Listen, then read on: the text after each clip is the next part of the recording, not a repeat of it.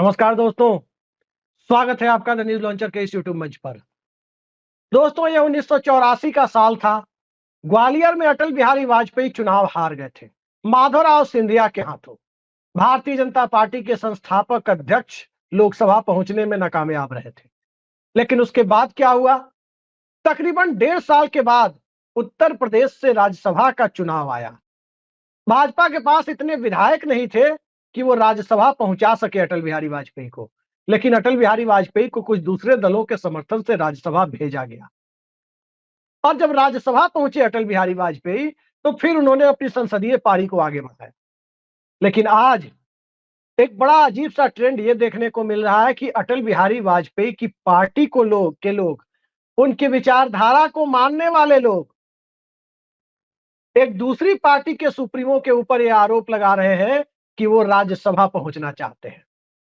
दरअसल सुबह से एक खबर फ्लोट कर रही है, और वो खबर ये है कि आम आदमी पार्टी ने पंजाब की लुधियाना वेस्ट विधानसभा सीट से संजीव अरोड़ा को कैंडिडेट घोषित किया है। संजीव अरोड़ा राज्यसभा में सांसद हैं, और संजीव अरोड़ा चूंकि राज्यसभा सांसद है और जब वो विधानसभा चुनाव लड़ेंगे और वो चुनाव जीतते हैं विधानसभा का, तो स्वाभाविक है कि उन्हें राज्यसभा की सीट खाली करनी होगी। और तब चर्चा है कि उस सीट से अरविंद केजरीवाल को राज्यसभा भेजा जा सकता है, या अरविंद केजरीवाल राज्यसभा जाने का फैसला कर सकते हैं। सवाल यह है कि अरविंद केजरीवाल राज्यसभा जाएंगे या नहीं जाएंगे, ये बहुत बड़ा मुद्दा नहीं है। यह उनकी पार्टी का फैसला होगा, उनका फैसला होगा कि वो राज्यसभा जाएंगे या नहीं जाएंगे। चुनाव में हार जीत चलती रहती है। लेकिन किसी पार्टी का सुप्रीमो यदि किसी राज्य में हार के बाद संसद जाना चाहता है, तो इसमें कौन सी आफत आ गई? क्या अटल बिहारी वाजपेयी लोकसभा हारने के बाद राज्यसभा नहीं पहुंचे थे? क्या मुरली मनोहर जोशी 2004 में इलाहाबाद से लोकसभा चुनाव हारे तो भारतीय जनता पार्टी ने उन्हें राज्यसभा नहीं पहुंचाया था? क्या शिवराज पाटिल लोकसभा चुनाव हारे 2004 में, तो क्या उनकी पार्टी ने उन्हें गृह मंत्री भी बनाया और राज्यसभा नहीं पहुंचाया था? दोनों काम किया था। और क्या यशवंत सिन्हा को 2004 का चुनाव हारने के बाद राज्यसभा नहीं भेजा गया था? बिल्कुल बीजेपी ने भेजा था। लेकिन आज सुबह से जैसे ही संजीव अरोड़ा वाली खबर चलनी शुरू हुई, वो खबर चलने के बाद चारों तरफ गॉसिप के रूप में फैलने लगा कि अरविंद केजरीवाल राज्यसभा पहुंचना चाहते हैं। किसी भी पार्टी का कोई सुप्रीमो, कोई नेता अगर किसी चुनाव में हार गया, उसकी पार्टी हार गई और वो राज्यसभा के रास्ते या लोकसभा के रास्ते संसद आना चाहता है, इस पर आपत्ति क्यों? दूसरी आपत्ति ये जताई जा रही है कि पंजाब के रास्ते आना चाहते हैं। दिल्ली हार गए तो पंजाब के रास्ते आना चाहते हैं। हिमाचल प्रदेश से आने वाले जेपी नड्डा, जो भी भाजपा के अध्यक्ष भी हैं, स्वास्थ्य मंत्री भी हैं, क्या वो गुजरात के रास्ते राज्यसभा नहीं पहुंचे हैं? गुजरात से आने वाले नरेंद्र मोदी क्या उत्तर प्रदेश के रास्ते संसद नहीं पहुंचे हैं? ये तमाम ऐसे सवाल हैं जो इस तरह के जो उटपटांग चीजें चल रही है, उसके लिए उसे साफ करना जरूरी है कि किसी भी पार्टी का कोई नेता संसद में आता है तो इसमें कोई बुरी बात नहीं है। राज्यसभा ऐसे ही लोगों के लिए बनाई गई जो संसदीय कार्यवाही में अच्छा बोल सकते हो, अपना योगदान दे सकते हो और चुनाव जीतकर किसी प्रकार ना आ पाए हो या चुनाव लड़े नहीं हो। लेकिन राज्यसभा अरविंद केजरीवाल आएंगे, इस बात को लेकर अभी से तरह तरह की बातें सोशल मीडिया में जो चलने लगी, वो थोड़ा अजीब सबको लगने लगा। अमित शाह गुजरात विधानसभा में विधायक थे। भारतीय जनता पार्टी ने जब उन्हें अपना सुप्रीमो बनाया 2014 में, उसके बाद अमित शाह संसद पहुंचे, बरास्ते राज्यसभा, वो भी राज्यसभा के सहारे संसद आए थे। तो एक दूसरी पार्टी जिसे राष्ट्रीय पार्टी का दर्जा प्राप्त है, 3 से ज्यादा राज्यों में राज्य स्तरीय पार्टी होने के कारण राष्ट्रीय पार्टी का दर्जा मिला हुआ है, उस पार्टी का सुप्रीमो यदि राज्यसभा आना भी चाहता होगा, मुझे नहीं पता आना चाहते अरविंद केजरीवाल या नहीं, लेकिन यदि वो आना भी चाहते होंगे तो इतनी हाय तौबा मचाने की क्या जरूरत है? हाय तौबा तब मचाई जा सकती थी जब कोई आदर्श भारतीय जनता पार्टी ने पेश किया होता।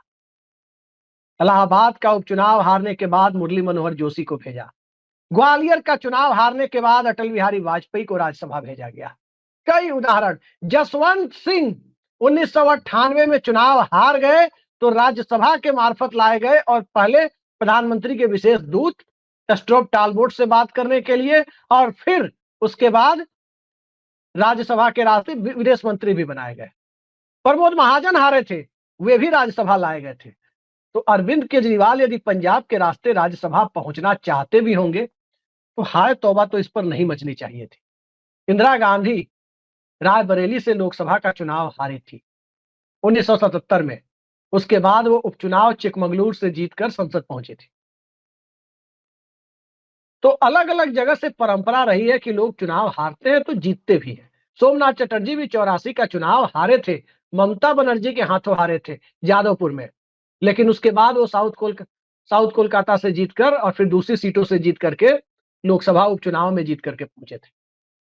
आज की स्थिति में दिल्ली में प्रवेश वर्मा के हाथों हार हो गई अरविंद केजरीवाल की। मनीष सिसोदिया भी अपनी सीट हार गए। आम आदमी पार्टी के कई बड़े नेता अपनी सीट हार गए।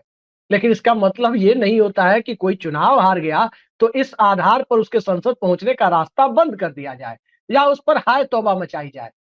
राज्यसभा में पहले एक नियम हुआ करता था कि राज्यसभा का सदस्य चुने जाने के लिए उस राज्य की वोटर लिस्ट में नाम होना जरूरी है। मनमोहन सिंह को जब राज्यसभा भेजा गया था, पहली बार जब वो वित्त मंत्री बने थे, किसी सदन के सदस्य नहीं थे, और जब वो राज्यसभा गए थे उसके बाद उन्हें असम की वोटर लिस्ट में अपना नाम ऐड करवाया। हितेश्वर सैकिया जो मुख्यमंत्री थे उनके किराएदार बने और तब वो राज्यसभा पहुंचे। लेकिन इस नियम को हटाया किसने? वर्ष 2000 में अटल बिहारी वाजपेयी की सरकार ने वो नियम हटा दिया कि राज्यसभा का सदस्य होने के लिए जिस राज्य से चुनकर आना है उस राज्य का वोटर होना मैंडेटरी होगा। ये मैंडेटरी वाला क्लॉज हटा दिया। अब देश में कहीं की वोटर लिस्ट में कोई इनरोल हो, वो किसी भी राज्य से राज्यसभा में चुनकर जा सकता है।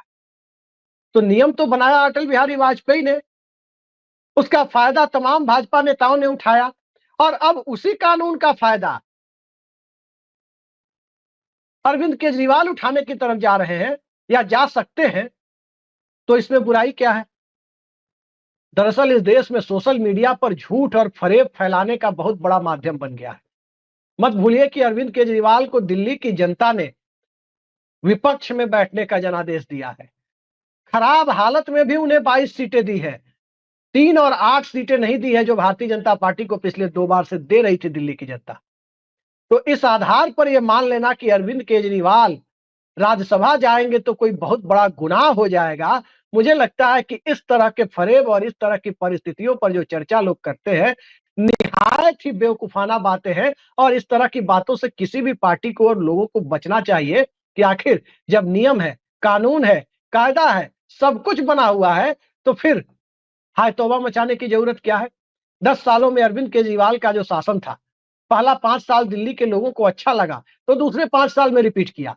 दूसरा 5 साल शायद दिल्ली के लोगों को अच्छा नहीं लगा तो अरविंद केजरीवाल को विपक्ष में बैठने का जनादेश दिया। लेकिन दिल्ली की जनता ने यह तो नहीं कहा कि वो राज्यसभा नहीं जा सकते।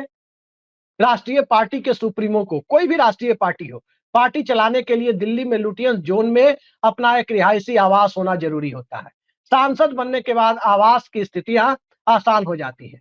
नितिन गडकरी जब भाजपा अध्यक्ष बन के आए थे तो सफदरजंग इंक्लेव के एक गेस्ट हाउस में रहा करते थे और जल्द ही उन्हें राज्यसभा लाया गया। वो राज्यसभा पहुंचे और राज्यसभा पहुंचने के बाद उन्हें बतौर सांसद बंगला मिल भी गया। तो हर पार्टी की अपनी जरूरतें होती हैं और उन जरूरतों को पूरा करने के लिए उस पार्टी के राष्ट्रीय अध्यक्ष का संसद में, अगर किसी राज्य में किसी पद पर नहीं है तो संसद का सदस्य होना बहुत सारी प्रक्रियाओं को आसान बनाता है। और इस देश में पार्टी कोई भी हो, अरुण जेटली हो, अभिषेक मनु सिंघवी हो, अरविंद केजरीवाल हो, इस तरह के लोग जो कम से कम तर्कपूर्ण डिबेट कर सकते हैं, उनका संसद के किसी न किसी सदन में होना जरूरी होता है।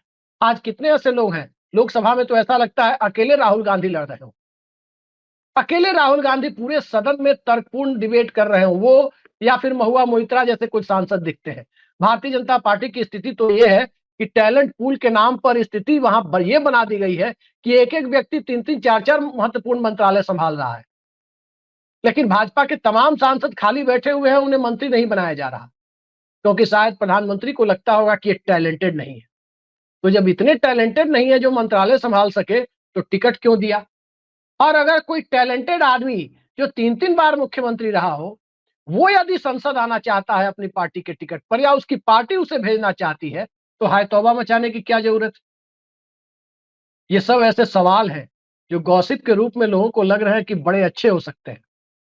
हार गए तो जुगाड़ ढूंढ रहे हैं, प्लेसमेंट ढूंढ रहे हैं। प्लेसमेंट सियासत में वहां ढूंढने की जरूरत होती है, जहां प्लेसमेंट ढूंढने वाले लोग बिना विधायक बने, जिंदगी में कभी चुनाव नहीं लड़े, लेकिन सीधे मुख्यमंत्री बन जाते हैं। ये स्थितियां हैं। अरुण जेटली भी क्या प्लेसमेंट ढूंढ रहे थे? जब कैप्टन अमरिंदर सिंह ने उन्हें अमृतसर में हरा दिया, बावजूद इसके नरेंद्र मोदी की सरकार जब बनी पहली बार, वो वित्त मंत्री बना दिए गए, राज्यसभा में फ्लोर लीडर बना दिए गए।